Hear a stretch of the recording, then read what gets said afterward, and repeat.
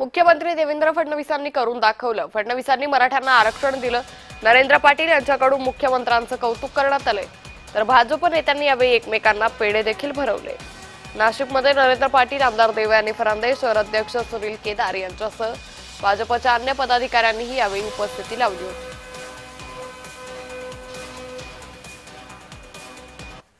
राज्याच्या संबंध मराठा बांधवांकडून आणि विशेषतः ज्या मराठवाडा हा मोठ्या प्रमाणामध्ये आरक्षणापासून वंचित होता, यांना न्याय देण्याचं काम आदरणीय देवेंद्र फडणवीस साहेबांच्या नेतृत्वाखाली आदरणीय एकनाथजी शिंदे साहेब आणि आदरणीय अजितदादा पवार या तिघांनी केलं. आणि उपसमितीचे अध्यक्ष राधाकृष्ण विखे पाटील यांचाही आभार मानतो.